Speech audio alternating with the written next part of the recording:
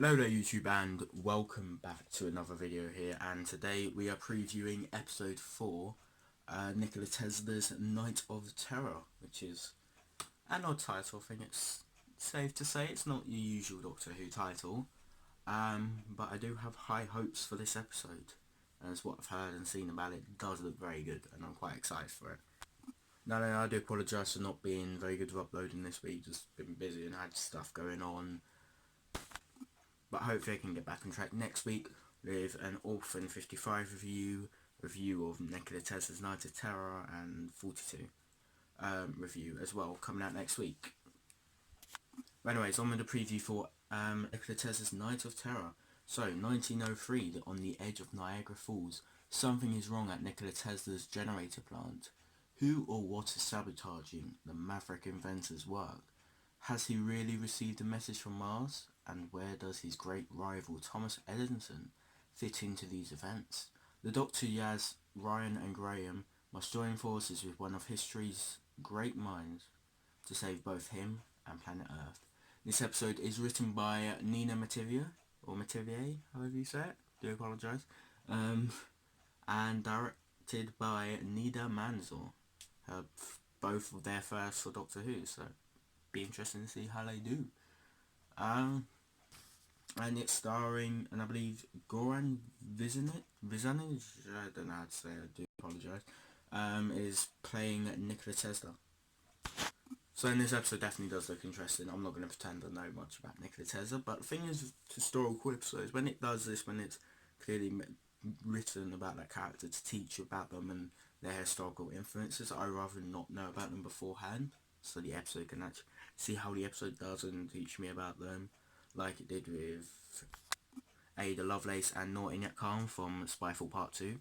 I now know what they did and who they are and what historical influences they had. And to be honest, I think it's makes the story more interesting that way. Yeah, so what do I think is going to happen in this episode? So, it's not going to be anything special about the starting of it, just normal trip back in time, like visiting, probably intending to visiting Nikola Tesla, and everything seems normal at first, everything's looking good, until they realise there's something wrong with time and history has somehow been altered out of place, which they will somehow notice. And then they realise that whatever Nikola Tesla did, whatever his historical influences, has been removed due to his rivalry with Thomas Edison, who I believe will be on the side of this villain. And can I just say, this villain looks incredibly cool and I can't wait to see it. I'm guessing it's a shapeshifter. I'm feeling it is going to be from Mars, and I think that's how he's received a message from Mars. And I feel like they contacted Thomas Edison, got in league with them, helped advance Thomas Edison's inventions. Again, I don't really know what he did, so it's going to be interesting to find out.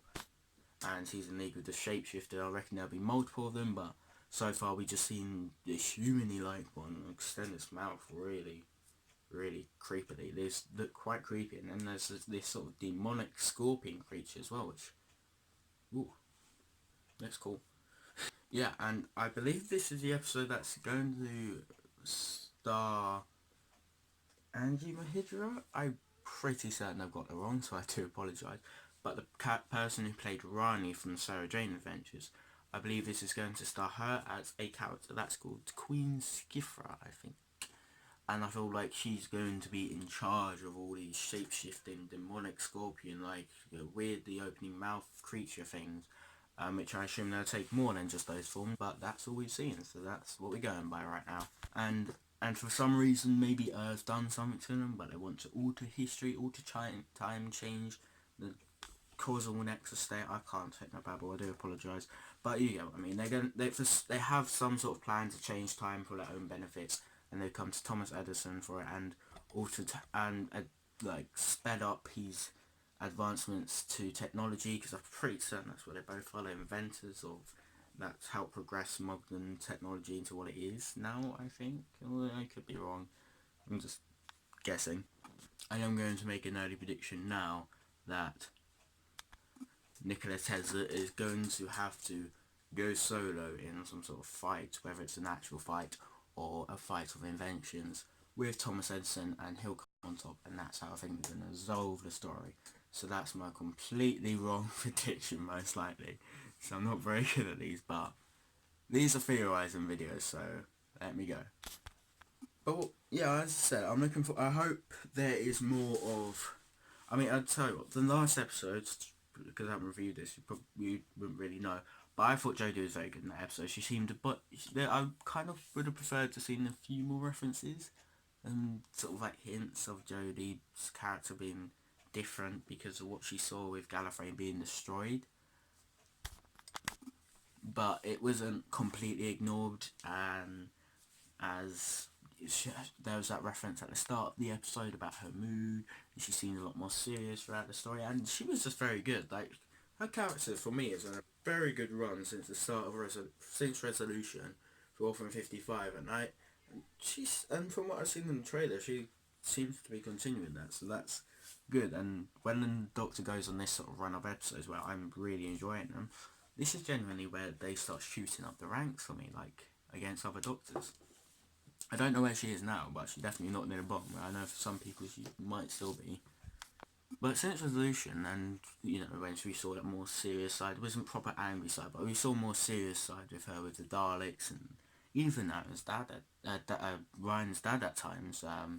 It just felt really good. She felt very Doctor-like, and that's something that I'm hoping this story continues. Hoping it recognises the Gallifrey thing a bit more. Not too much on the nose, but just recognises that's happened, because I mean, as much as Doc's been through it before, it still doesn't take away the pain from knowing that your entire planet, your people, your family are dead due to someone who was your friend. That's never an easy thing to take, and so I hope we see that take the toll on Jodie's Doctor throughout this entire series, actually, and leading into something like big in the finale, which by the looks of it I'm going to predict will include the Cybermen, which can't wait, because Cybermen look awesome in the trailer.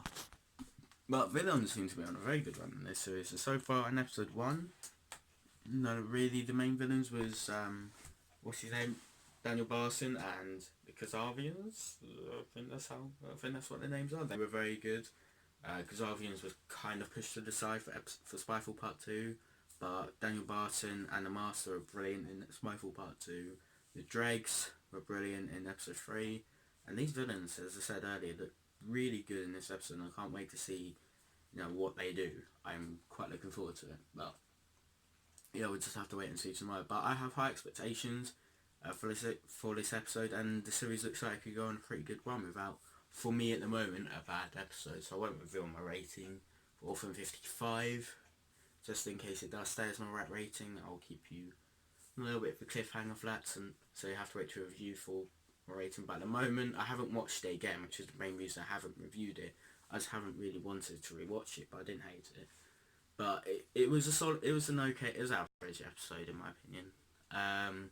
But so far this series has had 2 fantastic episodes, an average episode. The next 3 episodes, which is Nikola Tesla's Night of Terror, Fugitive of the Jadoon, and Praxeus, all look like they have the potential to be really good episodes. So this series looks like it's going to get off to a heck of a start, and hopefully it continues throughout the series, because this series genuinely looks like it could be up there as one of the best at the moment.